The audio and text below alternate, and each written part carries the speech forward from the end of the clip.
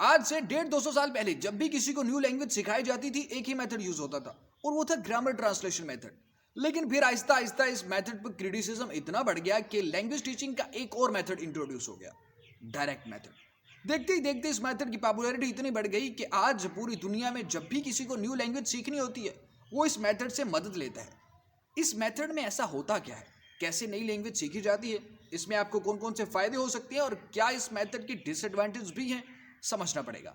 अगर आप 10% भी फोकस कर गए तो इंशाल्लाह 100% समझ आ जाएगी।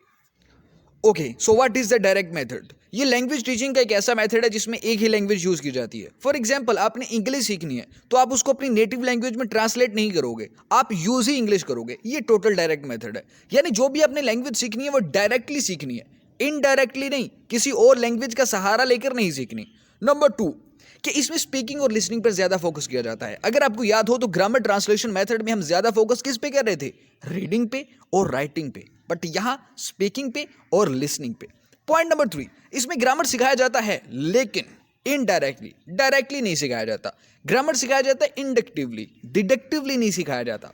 ये भी हम एक्सप्लेन करेंगे इसको, ये कैसे होता है। Point number 4, encourages thinking in English. यानी अगर आपने कुछ बोलना है, अपना पॉइंट ऑफ व्यू किसी के आगे रखना है, तो आप ऐसा नहीं करोगे कि पहले अच्छा जो आप कहना चाहते हो उसको उर्दू में बनाओगे, फिर उस उर्दू की इंग्लिश बनाओगे और फिर डिलीवर करोगे। नहीं भाई, बहुत देर हो जाएगी। आपने सीखना ही इंग्लिश में है। इंग्लिश में इसलिए क्योंकि आप सीख इंग्लिश रहे हो ना। हमने सपोज कर लिया है कि हमारी टारगेट लैंग्वेज इंग्लिश है, बट यहाँ आप कोई भी आपकी टारगेट लैंग्वेज हो, रूल सेम रहेंगे क्योंकि हम समझ रहे हैं डायरेक्ट मेथड है क्या एक्चुअली।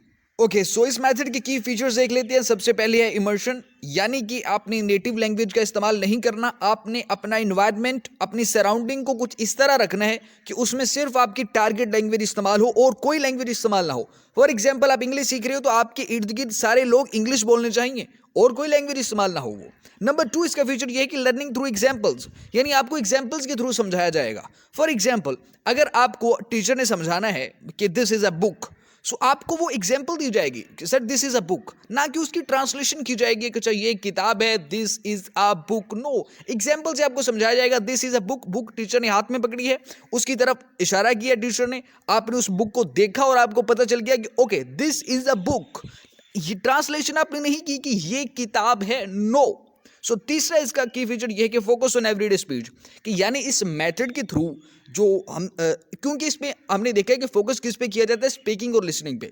अब जाहिर सी बात है, जब बोलना है आपने तो इसमें सिचुएशंस ना, डेली लाइफ वाली सिचुएशंस ऐड की जाती हैं सीखने में। फॉर एग्जांपल, आप किसी रेस्टोरेंट पे गए हो तो वहाँ आपने ऑर्डर कैसे देना है, आपने किसी से बस स्टॉप का कैसे पूछना है, यानी उन सिचुएशंस में आपको डाला जाएगा जो आप आपके डेली लाइफ में आपके सामने आती हैं वो सिचुएशंस। नंबर 3 इसका फीचर ये है। नंबर 4 फीचर इसका ये है कि लिसनिंग एंड स्पीकिंग प्रायोरिटी, वो हमने पहले भी देख चुके हैं कि इसमें स्पीकिंग और लिसनिंग पर ज़्यादा फोकस किया जाता है बनिस्बत इसके कि रीडिंग और राइटिंग पर फोकस किया जाए। ये तो हो गए इस मेथड के की फीचर्स।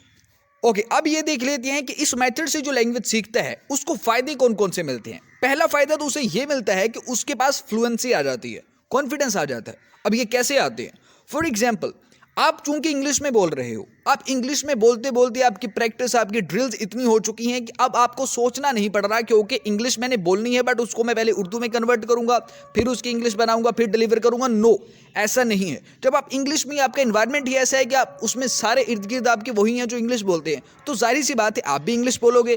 इससे आपकी फ्लुएंसी जो है वो डेवलप होती है।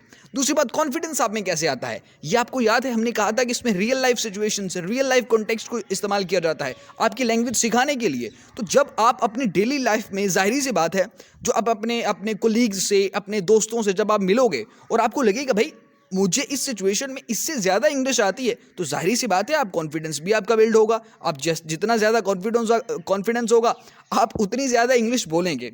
नंबर 2 एडवांटेज इसका ये है कि प्रोनाउंसिएशन अच्छी हो जाती है। जी बिल्कुल, इंग्लिश ही आपने यूज़ की है, आपको पढ़ाने वाले मास्टर टीचर्स अच्छे थे, इंग्लिश के मास्टर्स थे, उन्होंने प्रोनाउंसिएशन पर आपका वर्क किया और प्रोनाउंसिएशन पर वर्क ऑटोमेटिकली हो जाएगा। एक आप न्यू लफ्ज़ बार बार सुनोगे, उसको जो भी उसका सही प्रोनाउंसिएशन होगी उसमें, तो आपकी प्रोनाउंसिएशन ऑटोमेटिकली ठीक हो जाएगी। क्योंकि ग्रामर ट्रांसलेशन मेथड में तो आप सुन ही नहीं रहे थे, ना सुन रहे थे ना बोल रहे थे, तो प्रोनाउंसिएशन बेटर हो ही नहीं सकती थी।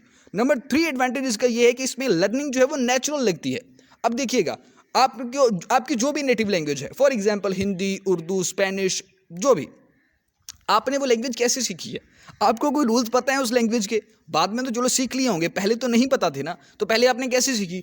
इसी वजह से कि आपके इर्द गिर्द वाले लोग बोलते ही वो थे, आपने सुनी ही वो है, तो इस वजह से आप वो लैंग्वेज सुनकर उस लैंग्वेज में आप जो है वो महारत आपको हासिल होगी। तो इसी वजह से तो ये डायरेक्ट मेथड के थ्रू जब लैंग्वेज सीखी जाती है तो वो नेचुरल रहती है, वो नेचुरल एक प्रोसेस है कि आपने जैसे अपनी नेचुरल लैंग्वेज सीखी थी वैसे ही अब आप अपनी डायरेक्ट जो टारगेट लैंग्वेज है वो सीखोगे। कि यानी अपने इर्द गिर्द आपने सारे ही वो लोग कर लिए हैं जो वही लैंग्वेज इस्तेमाल करेंगे, कोई और लैंग्वेज यूज़ नहीं होगी, तो ऑटोमेटिकली आप सुनकर थोड़ा थोड़ा बोलकर गलत बोलकर सीख जाओगे।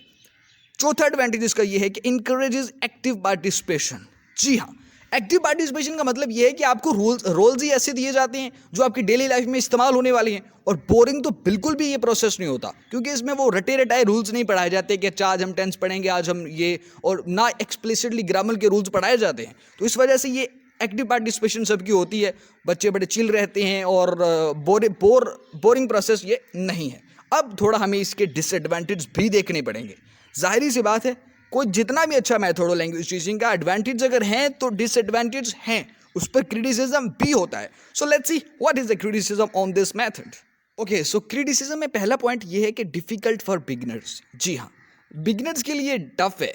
इस मेथड के थ्रू लैंग्वेज सीखना बिगिनर्स के लिए टफ इसलिए है क्योंकि उनमें से बहुत सारे ऐसे हैं जो बैकग्राउंड ऐसे से आए हैं कि जहां उनकी जो नेटिव लैंग्वेज सपोज कर लेते हैं उर्दू है, अब उसने इंग्लिश सीखनी है, तो बैकग्राउंड उसका चेंज है। इंग्लिश वो पहली दफ़ा ही वो इतने ऐसे इन्वायरमेंट में आएगा जहाँ सिर्फ इंग्लिश बोली जाएगी, तो उसको सिखाएगा कौन? स्टार्ट जब होगा उस क्लास का, उस एक्टिविटीज़ का स्टार्ट होगा, तो उसको सिखाएगा कौन कि भाई ये अच्छा ये ऐसे है, ये ऐसे ऐसे है। वो कहेगा नहीं भाई मुझे वोकैबुलरी चाहिए, मुझे पहले बताओ कि इस इंग्लिश वाले वर्ड का उर्दू मीनिंग क्या है, फिर ही मुझे समझ आएगी तुम लोग कर क्या रहे हो। तो बिगिनर्स के लिए डिफ़िकल्ट हो सकता है जिनको इंग्लिश की हाव नाव ही नहीं है। नंबर 2 इस पर क्रिटिसिज्म ये है कि सर इसके लिए टीचर्स आपको एक्सपीरियंस चाहिए। हाँ, जिनकी फ्लुएंसी अच्छी हो, जो नेटिव इंग्लिश स्पीकर्स हों, वो अगर आपके पास होंगे तो वही आपकी प्रोनाउंसिएशन सही करवा पाएंगे। अगर आप किसी को भी उठा के पढ़ाने पे लगा दोगे तो वो कभी भी सेट नहीं करवा पाएगा। इस मेथड का जो एसेंस है वही पूरा नहीं होगा कि आपने फ्लुएंसी डेवलप करनी थी और प्रोनाउंसिएशन ठीक करनी थी, वो आप कैसे कर पाओगे अगर आपका टीचर, आपका पढ़ाने वाला नेटिव स्पीकर है ही नहीं उस लैंग्वेज का।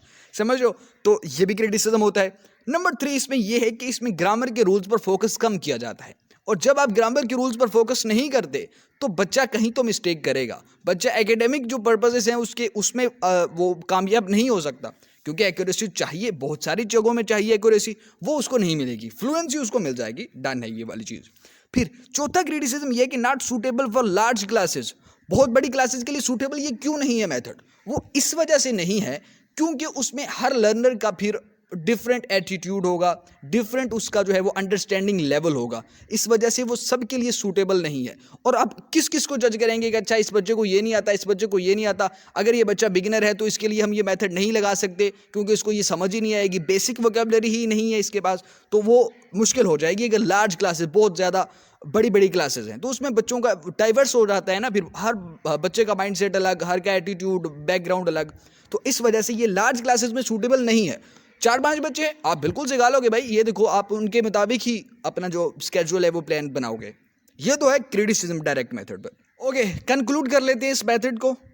ये जो मेथड है यानी डायरेक्ट मेथड, ये लैंग्वेज टीचिंग का एक ऐसा मेथड है जिसमें फ्लुएंसी पर फोकस किया जाता है, जिसमें बोलने पर फोकस किया जाता है कि आपने अपनी बात डिलीवर कैसे करनी है, किस सिचुएशन में आपने किस तरह के अल्फाज, किस तरह के सेंटेंसेस इस्तेमाल करके निकल जाना है। और इसमें ज़्यादा फोकस लिसनिंग, स्पीकिंग पर हो गया, रीडिंग राइटिंग पर इतना फोकस नहीं होता। इस वजह से बच्चे एक्यूरेसी की वजह से मार खा सकते हैं, बिल्कुल खा सकते हैं, जिसने इसके मेथड के थ्रू सीखी है। लेकिन ये मेथड यूज़ ही तब किया जाता है ना जब हमें चाहिए ही स्पीकिंग और लिसनिंग स्किल्स, इस वजह से। और दूसरा, अगर इसको आपने वेल परफॉर्म करवाना है, इस मेथड को आपने, इस मेथड के जितने भी एडवांटेज हैं वो सही मानों में हासिल करने हैं, तो आपको इस मेथड को कंबाइन करना पड़ेगा अदर मेथड्स के साथ। जितने भी मेथड्स हैं लैंग्वेज टीचिंग के, उन सबको आपको कंबाइन करना पड़ेगा। एक मेथड आप उठा के उससे लैंग्वेज सीखेंगे तो वो कभी भी आप कामयाब नहीं हो सकते, क्योंकि उस पर क्रिटिसिज्म भी है, उसके डिसएडवांटेज भी हैं। तो इसलिए आपको एडवांटेज वाले 2-3 मेथड्स उठाकर उनको कंबाइन करके लैंग्वेज सीखनी है। इसी वजह से ये जो डायरेक्ट मेथड है इसको आप ग्रामर ट्रांसलेशन मेथड के साथ अगर कंबाइन कर लो, फॉर एग्जांपल इसमें ग्रामर रूल्स एक्सप्लिसिटली नहीं पढ़ाए गए तो वो आप ग्रामर ट्रांसलेशन मेथड से थोड़ा उधार ले लो, ग्रामर रूल्स वहां से सीख लो। तो इस वजह से ग्रामर ट्रांसलेशन मेथड के साथ कंबाइन करोगे तो रीडिंग और राइटिंग उसमें आ जाएगी, स्पीकिंग और लिसनिंग इसमें आ जाएगी, तो काम पूरा हो जाएगा। तो यही है, हर मेथड को आप ऐसे करना पड़ेगा। उसके बाद जो है ये इमर्सिव एनवायरनमेंट्स के लिए ज़्यादा सूटेबल है, यानी ऐसा एनवायरनमेंट जिसमें आपके पास हैं ही सारे इंग्लिश बोलने वाले, बच्चे इंग्लिश बोलेंगे, टीचर्स इंग्लिश बोलेंगे, स्टाफ इंग्लिश बोलेगा, सारे इंग्लिश बोलेंगे, वहाँ उर्दू का कोई नामो निशान ही नहीं है, यानी आपकी सिर्फ टारगेट लैंग्वेज ही वहाँ बोली जाएगी। इन ऐसे इन्वायरमेंट्स के लिए ज़्यादा सूटेबल रहता है, ऐसे रिसोर्सेज अगर ऐसे हों तो ये ज़्यादा मेथड काम करता है।